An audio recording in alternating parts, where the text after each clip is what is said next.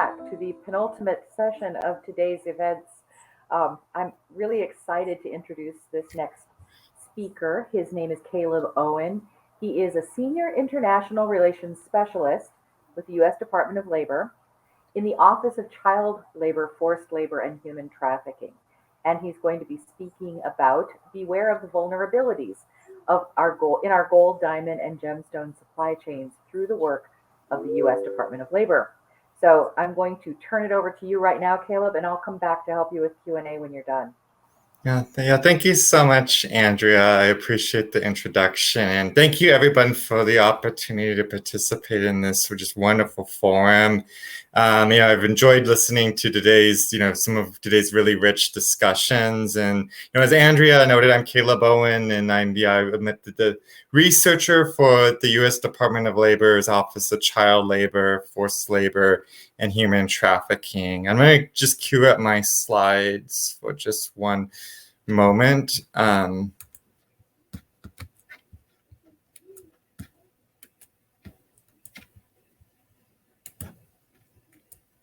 Sorry about that. Hope everyone can see me, and if Andrea, feel free to jump in if the slides aren't showing up. But speaking with you today reminded me of my own affection for Chicago.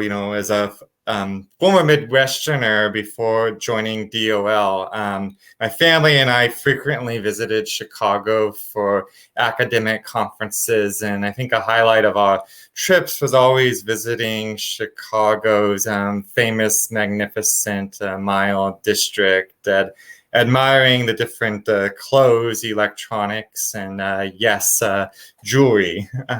So my experience at DOL discussing and researching global supply chains and the often grave labor abuses occurring within them, makes me appreciate the privilege of living in part of the world that largely enjoys the benefits of consumer products. And I think all of us are here today because we want to contemplate how we can enjoy these privileges in ways that are ethical and mindful of the labor that goes into their production. It looks like your slides aren't loading. Oh, there they are. I guess there they are. So, okay, I'm leaving again. Okay, great. Yeah, thanks for, glad they showed up. But for the last 25 years, my agency's mission, has largely remained the same: to safeguard the dignity at work, both at home and abroad, by strengthening global labor standards, enforcing labor commitments among trading partners, promoting racial and gender equity, and combating international child labor and forced labor. And we believe that trade between nations should be fair, and profits should not derive from exploitation of children.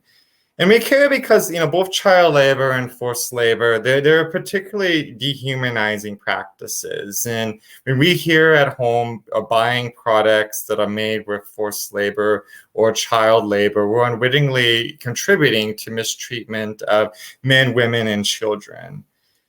And we know too well that work in mines is particularly dangerous for children. And these images here, first on the left, from Burkina Faso, in the Philippines, both at gold mine sites, underscore the backbreaking and dangerous work that children, much too young, face in pursuit of gold. In my research for this year's child labor report, I read tragic reports about children in Zimbabwe losing their lives because of collapsed mines, and many more children suffered severe illnesses because of mercury exposure.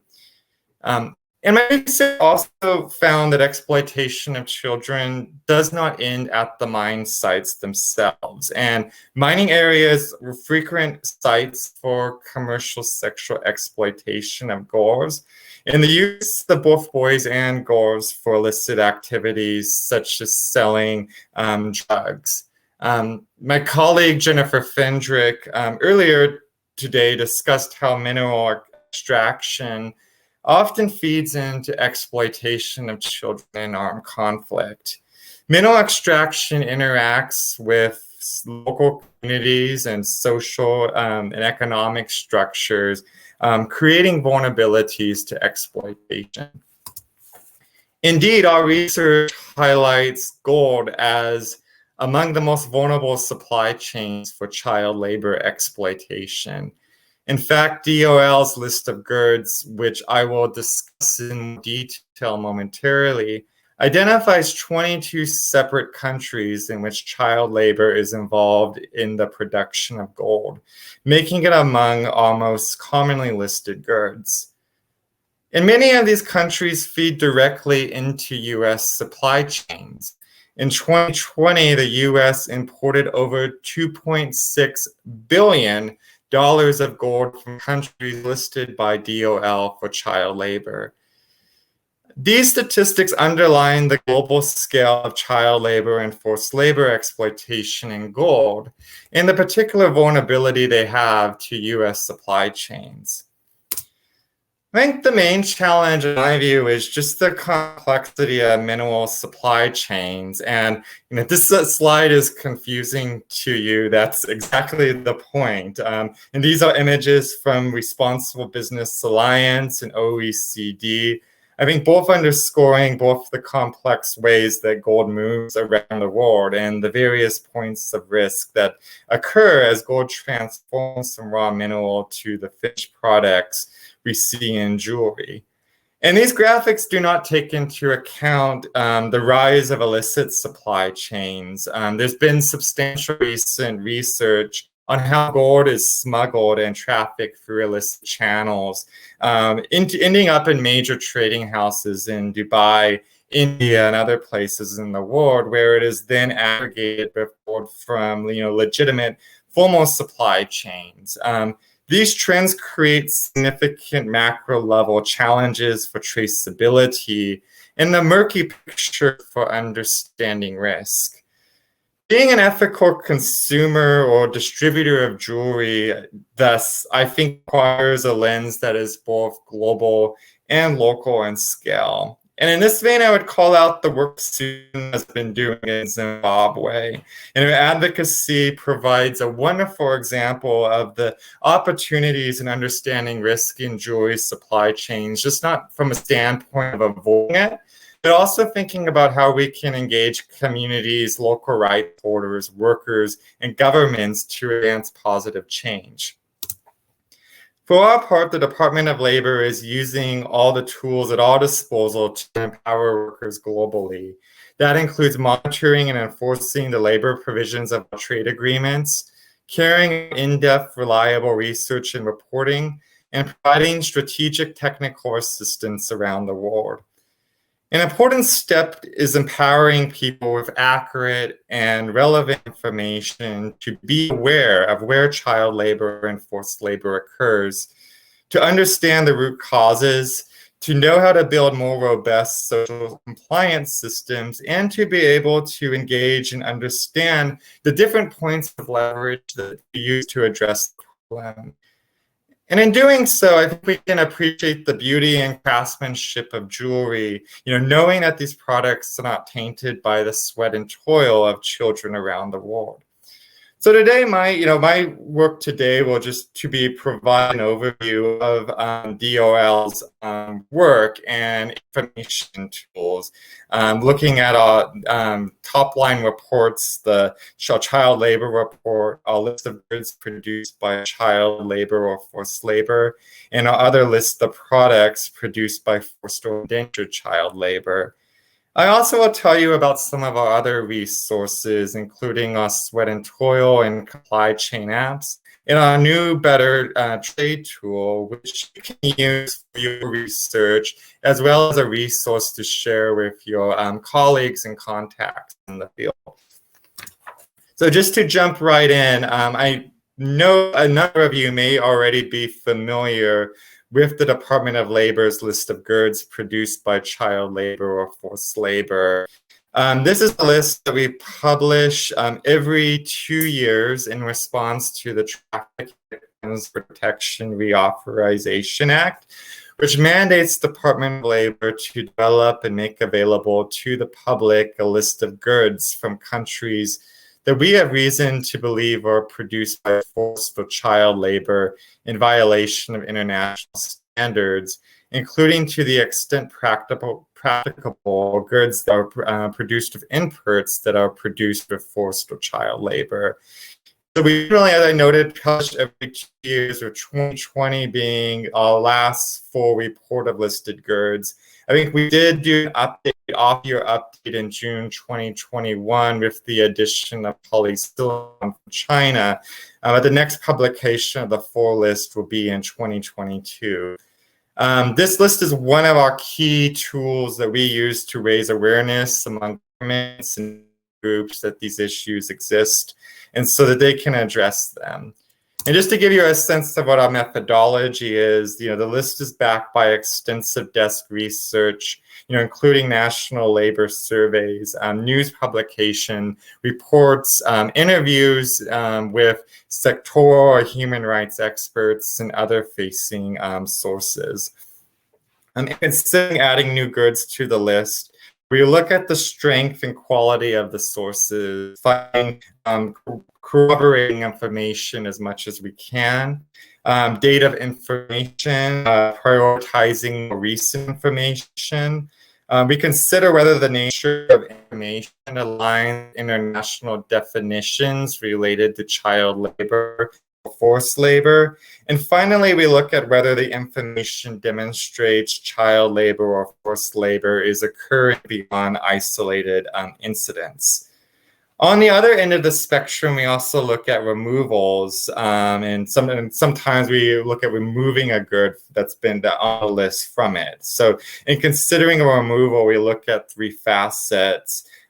First, whether data indicates a reduction of child labor or forced labor in the production of a good to no more than isolated instances, whether there are sufficient governmental, private sector, or civil society mechanisms to assist victims or prevent reoccurrence of child labor, and finally, whether the information is independent and sort of free from bias or corruption. Our current composition of the list includes 40 different country good combinations related to jewelry. These include diamonds, emeralds and gems, gold, jade, rubies, sapphires, silver, tanzanite, and zinc. So in addition to the 22 country good combinations related to child labor in the production of gold, there are 6 good country combinations for child labor in diamond production involving the countries Angola, Central African Republic, Democratic Republic of the Congo, Guinea, Liberia, and Sierra Leone. The list also identifies forced labor in the production of diamonds from Angola and Sierra Leone. Finally, individuals in this session may also be interested in the list inclusion of rubies and jade from Burma, both for child labor and forced labor exploitation. So for each country good combination, you can access a bibliography which provides sources describing the nature of the exploitation and the significance of the problem. Publication of the list has resulted in new opportunities for engagement with foreign governments to combat forced and child labor. It also is a valuable resource for researchers, advocacy organizations, and companies, including some of you listening in today. In addition to the list of goods, DOL maintains a separate list of products produced by forced or indentured child labor. This list includes products in the source countries that we have reasonable basis to believe are produced by forced or indentured child labor. We update this list as we receive new information in response to a mandate on a presidential executive order. And so this list has some ramifications for U.S. Procurement policies. So under U.S. government procurement regulation, federal contractors who supply products to the EO list must first certify that they've made a good faith effort to determine whether forced or indentured child labor was used in the production of the items supplied. And the current list includes gold from DRC and Burkina Faso among the 34 listed products.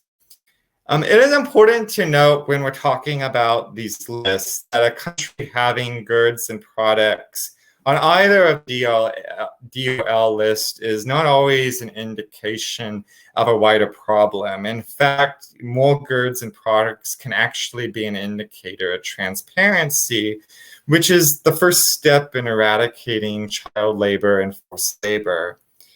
Similarly, I think we also need to consider the efforts governments have made to address problems of child labor or forced labor, as well as the broader system of laws, enforcement policies, and social safety nets. These facets are critical to ensure that children in child labor are removed from work, and also to prevent both children and adults from exploitation. So it's in this vein that our other main report, the findings on the worst forms of child labor, or child labor report, is an important complement to the DOL list. So we publish the child labor report every year, and this one is in fulfillment of the Trade and Development Act, or TDA, which requires the Department of Labor to Congress its findings on trade beneficiary countries' implementation of international commitments to eliminate the worst forms of child labor.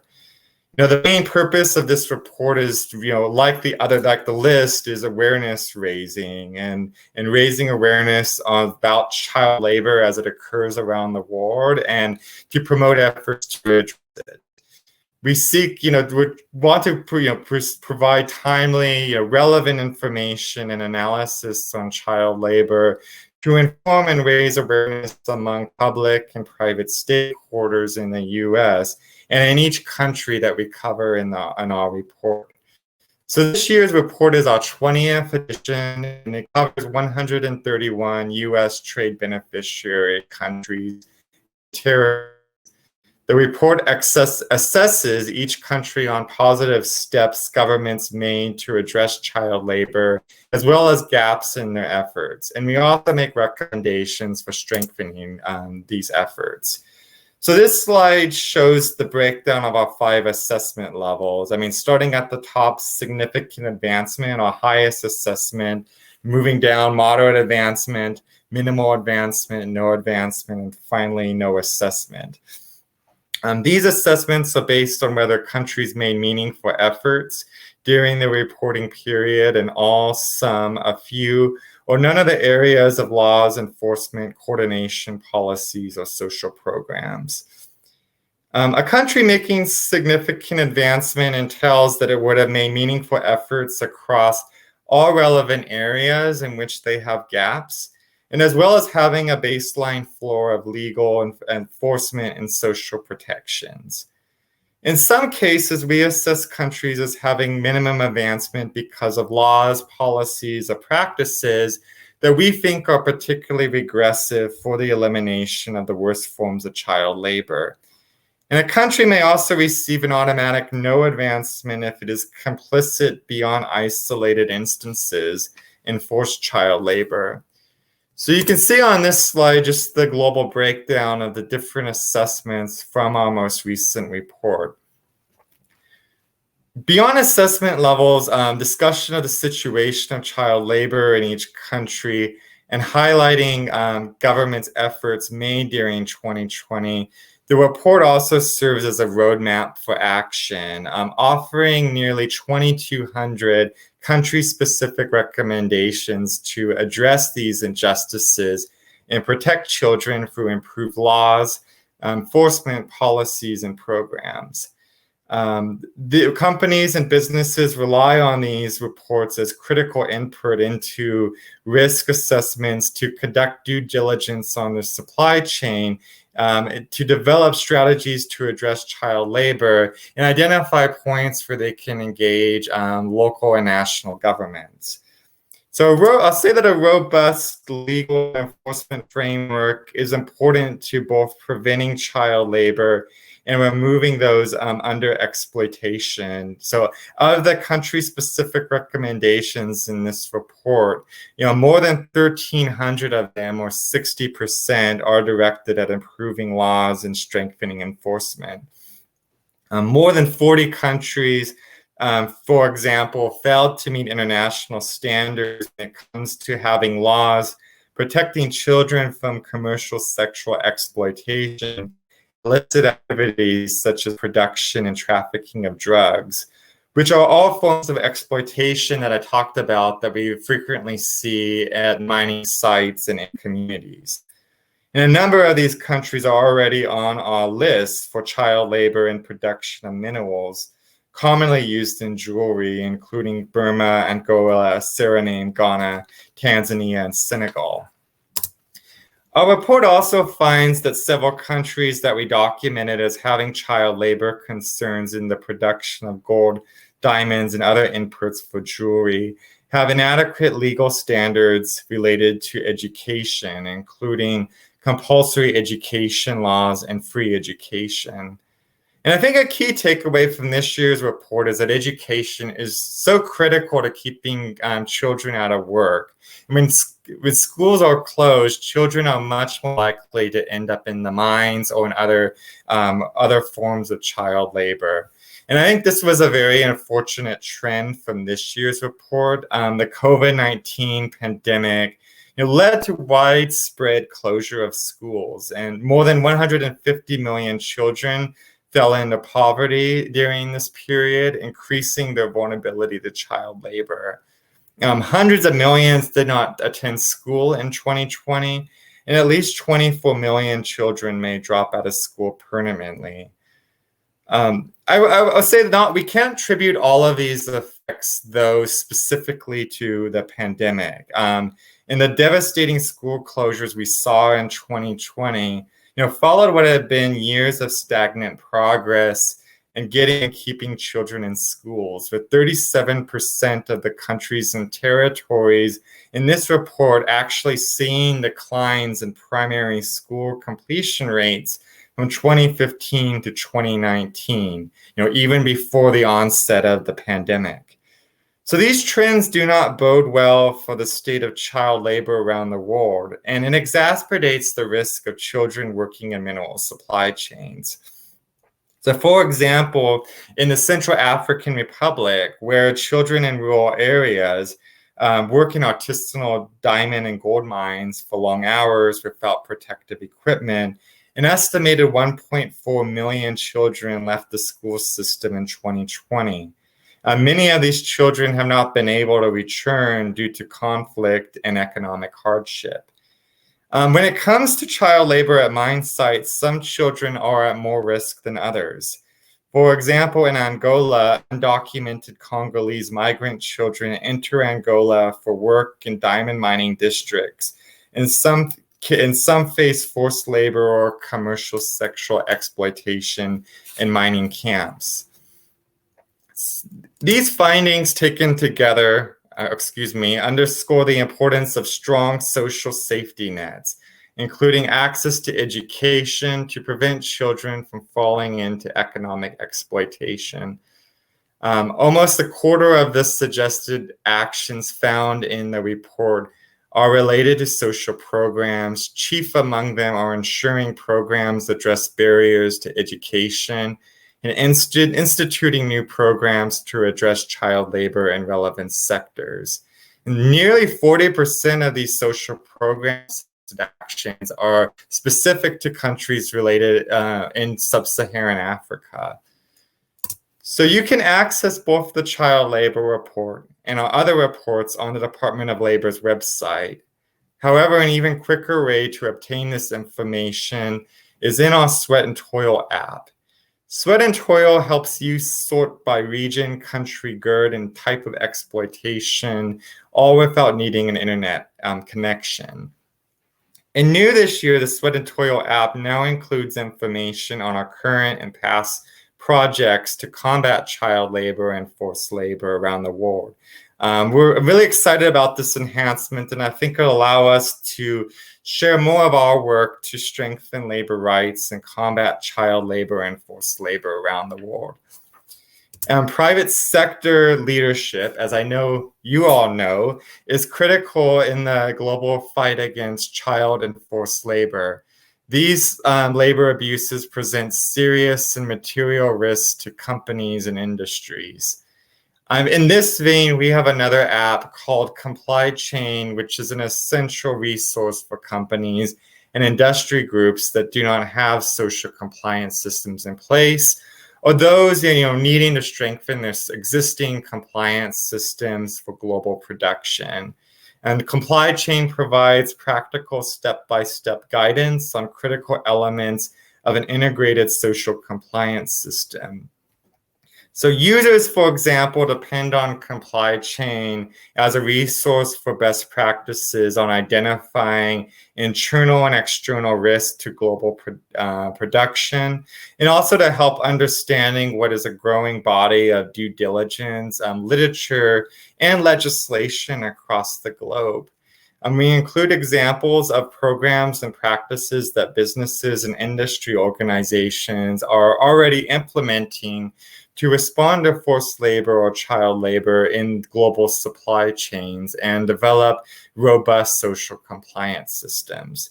So this is actually an area we would welcome any information on best practices or examples you have and are willing to share to support the continued development of this resource. I'll say both the Sweat and Toil and Comply Chain apps are available for free on Apple and Google Play stores. And you can actually download, Comply Chain is actually available in multiple languages, including Spanish, French, and new this year, the Malay language. And this year, we are excited to introduce something new. This year, the department is launched its Better Trade tool as one of our 2021 data-driven initiatives. We developed the Better Trade tool to fill a gap that had existed between our research on labor issues around the world and an increased focus on global supply chain transparency and due diligence efforts. I think the biggest question was, how we can improve the way that our U.S. government partners, U.S. companies and businesses and other stakeholders can use our reporting in their decision-making or strategic planning. We developed this tool to address this need and provide users who are already familiar with our reports, which hopefully now you are, the ability to contextualize and quantify potential risk in supply chains. So the Better Trade tool is available on our website, which includes an overview of the tool, guidance on the tool and its features, and the Better Trade tool dashboard itself. Just to give you a bit of overview, the foundation of the Better Trade tool is our extensive in-house reporting on labor exploitation around the world, specifically the country GERD and labor exploitation pairings in our 2 list of GERDs. The second layer of this pyramid are harmonized tariff codes, which are, as many of you know, are essentially the language of international trade. Essentially, every GERD has a designated numerical code and a corresponding description. A critical element of our work included the classification of product descriptions as currently in our list to these harmonized tariff codes. This work was conducted in parallel to the development of the tool.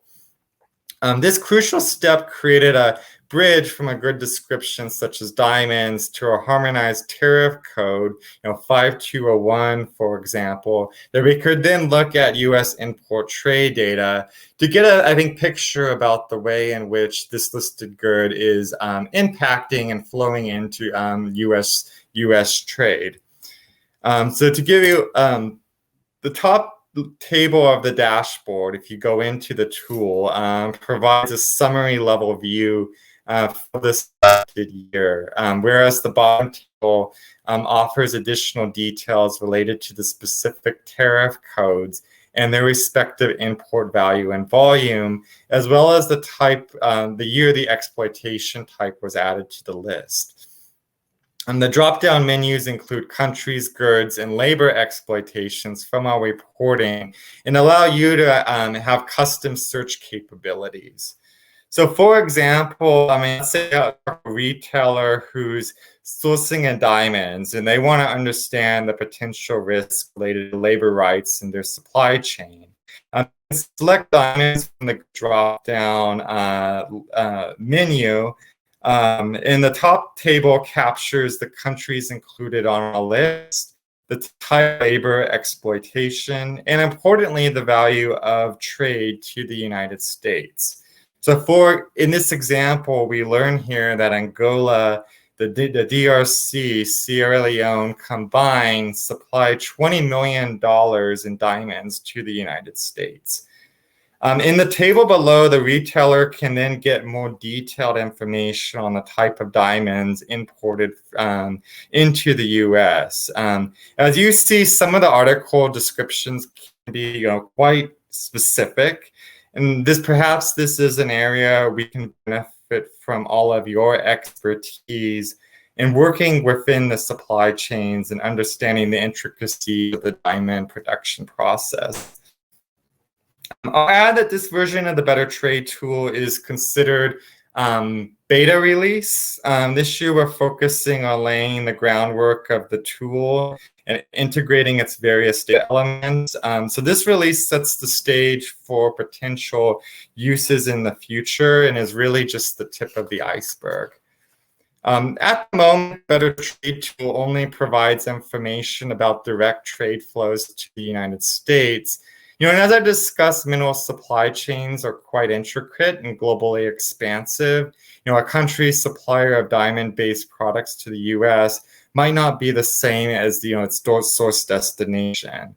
I'll say that even in these cases, the Better Trade tool can still be useful, particularly by connecting the goods on our list to these internationally applied tariff codes. And this information can help users in their global supply chain tracing.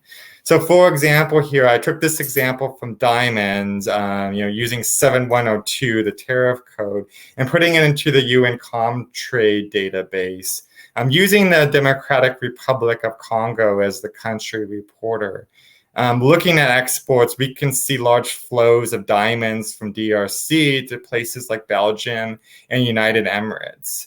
So retailers trading in diamonds in Belgium and the UAE might factor into these considerations in their conversations with their suppliers.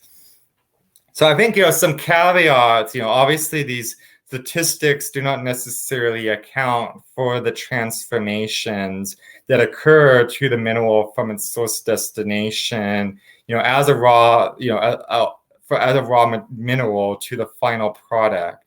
And so the tariff designations will ultimately change as the initial raw mineral transforms across the supply chain.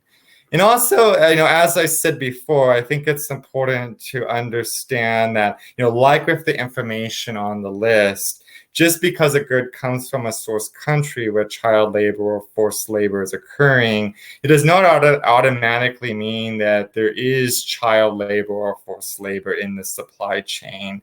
So our resources are primarily to flag potential risk, with the idea that businesses will use that information to conduct further research and have conversations with their suppliers and stakeholders. So in addition to the streamlined platform we're making available on our webpage, we're also making a couple of dynamic visualizations available on our Tableau public site, also accessible through our webpage. For example, this dashboard highlights the countries included in our TVPRA and EO list for gold. I think the gradient coloring here shows countries that had the most trade impact on the US between the years 2016 and 2020. So if you hover over the countries on the map, and for example, hover over Colombia, it shows you the total aggregate trade value of gold to the US during the period. And finally, by clicking the country, you can see the specific information according to specialized tariff code descriptions. So here's, one more visualization, just I'm showing diamonds. As of gold, you can see the gradient coloring to understand the amount of trade flow to the US from countries listed on the TVPRA and EO list for either child labor or forced labor in diamond production. So we're really excited to promote the connection that the Better Trade tool offers between trade data on labor exploitation and global trade. And we're hopeful that this tool empowers users to make better and more strategic data-based decisions about their supply chains. So we hope, these different reports and resources will be of use to you. And, the mission of, I think, this conference to think about how we can create and enjoy jewelry in ways that are socially sustainable and fair to workers and communities is so critical. Yet, as you've been discussing today, it's far from an easy question. And mineral supply chains are very complex and often entangled in very fraught regions of the world in terms of poverty, conflict, migration, and general economic and social vulnerability. Our office, we approach these challenges from the standpoint of empowering stakeholders with knowledge, whether it's to understand where risks are or how to mitigate potential vulnerabilities in their supply chain. And we also recognize the importance of engagement with workers, communities, invested minerals, civil society, and of course governments. And our reports and our tools provide resources to help you initiate these conversations. And I would also just like to highlight too the work of our technical assistance projects to strengthen due diligence and traceability, raise awareness, build capacity within governments, and empower workers and those vulnerable to exploitation. For example, our Polaris project in Colombia works with over 40 civil society organizations to address child labor and other acceptable working conditions in artisanal and small-scale gold mining. And you can find more information about our projects on our website. So finally, and lastly, we would just welcome your perspectives and information that you might have to advance our own understanding of labor and human rights, whether that's related to, the different minerals you're working with, or in general to, improve our reports and resources and make them more useful to you. With that, I will go ahead and close and, my comments and invite any questions or feedback from the audience. Thank you very much. Thank you. That was amazing. So we come to this conference to learn and then to act. And you just gave us so much actionable material. So that was fabulous. We do have some questions from the audience.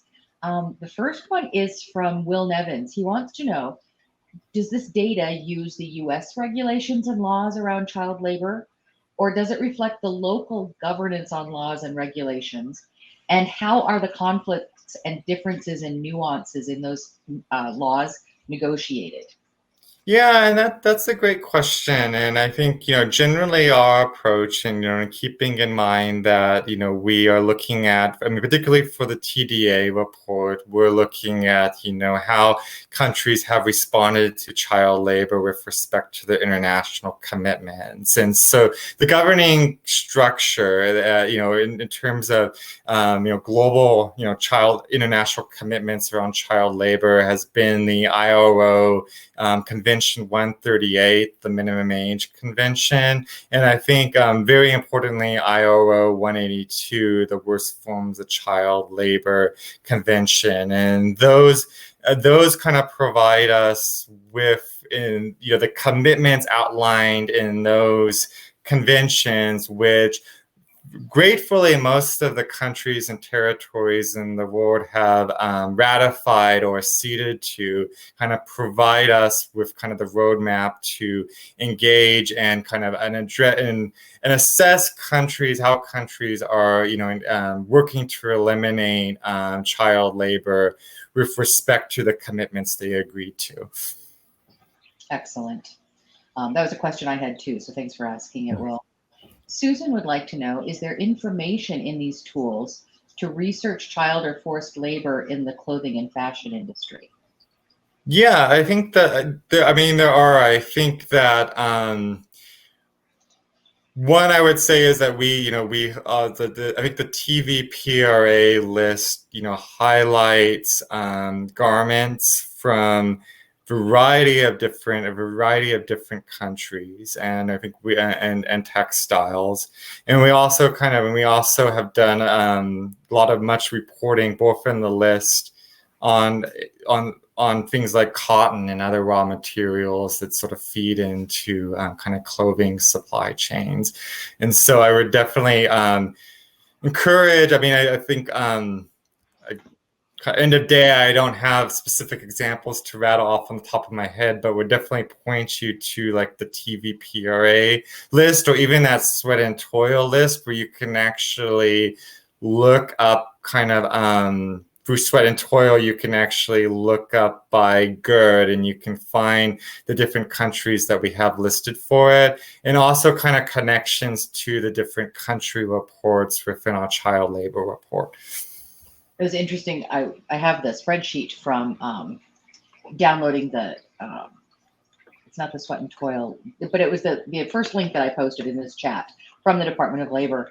And I was sort of disheartened to see how many countries cotton still shows up in, because I know that apparel manufacturing, at least my awareness of it, was back when I was in the industry in the late 80s and early 90s, and we really were pushing hard back then, and still cotton shows up over and over again in that list.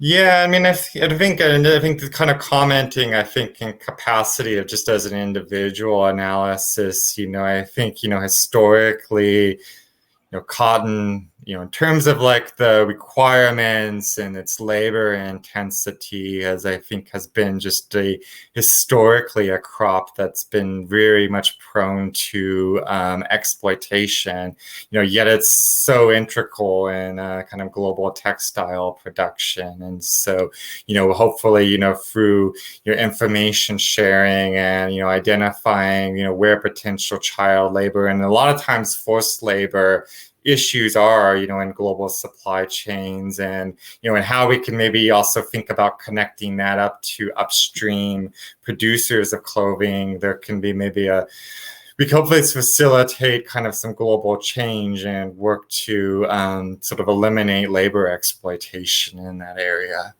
Yeah.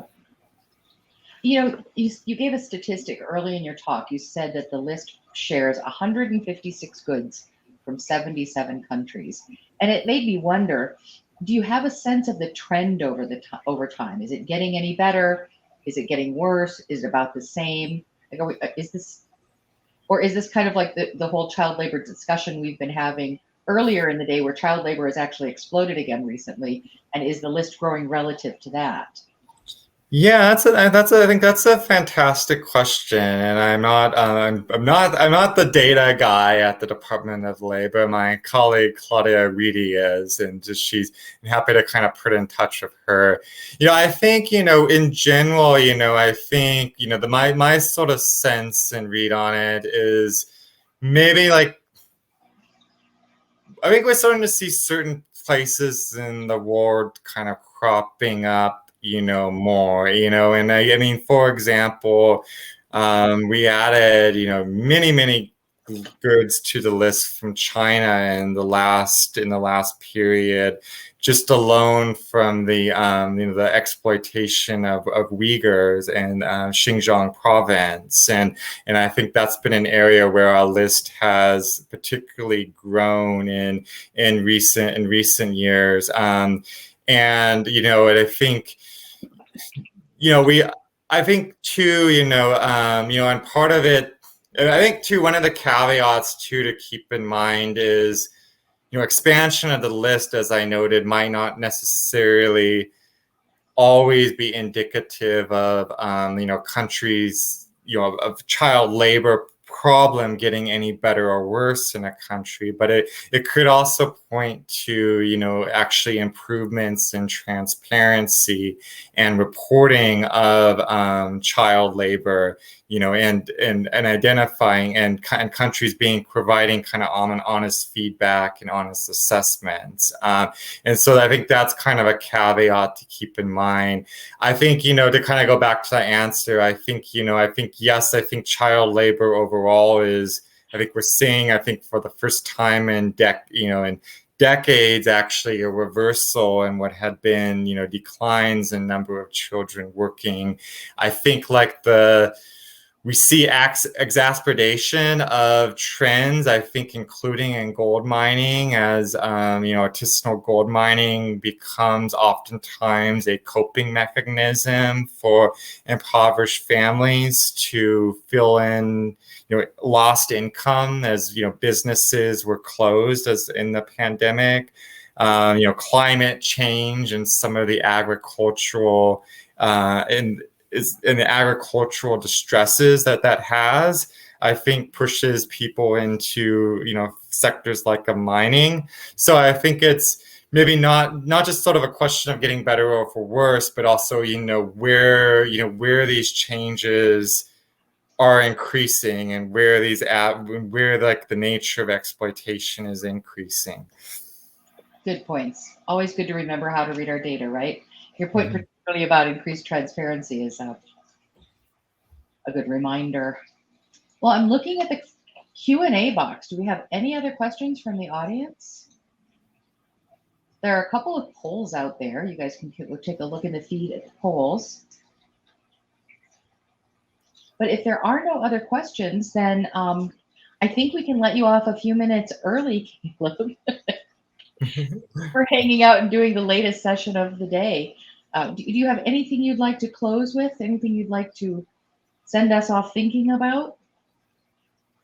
Oh, I mean, I think I appreciate just so much. I think this venues like this that I think bring people together, and I think and I think discussing too, just not thinking about risk from a standpoint of avoiding it, but also recognizing just importance of engaging communities and using all points of leverage to get change. And I think, and I hope this is an area where all reports and our knowledge tools can be empowering and useful. And definitely please, reach out to me by email if any thoughts come up after this conference. And I'm happy to, have extended conversations with anyone in the audience, so point them into the right resources that we have at Department of Labor to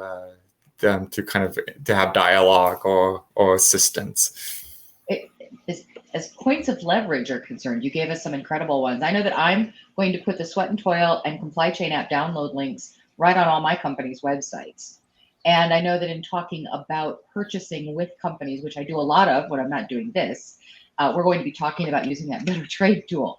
And I think those are some things that all of us can adopt into our businesses and make better use of, so that we can influence others to look that way as well. Oh, yay. That's fabulous. Yeah, thanks so much, Andrea. Oh, thank you. You've been great. And I can see from the chat box, everybody's very excited about the information you shared. So good job. Thank you again. And I guess it's time for me to wrap up the conference day, but I'm not going to say see you tomorrow. I'm going to say see you at our social hour. And you can head straight over to the link as we finish up here. You don't have to wait till 4:30. It's easy. Just click the link, put your name in the box, step in a room. And from there, everything becomes abundantly clear. It's quite simple. So thanks everyone for a fabulous first day of the conference, and to our speakers and to Caleb for bringing all of your incredible knowledge to us. We've all grown today. And I'll see you tomorrow because there's more of this to come. So good night, everyone. No, see you in a minute, everyone. All right, take care, everyone. Thank you.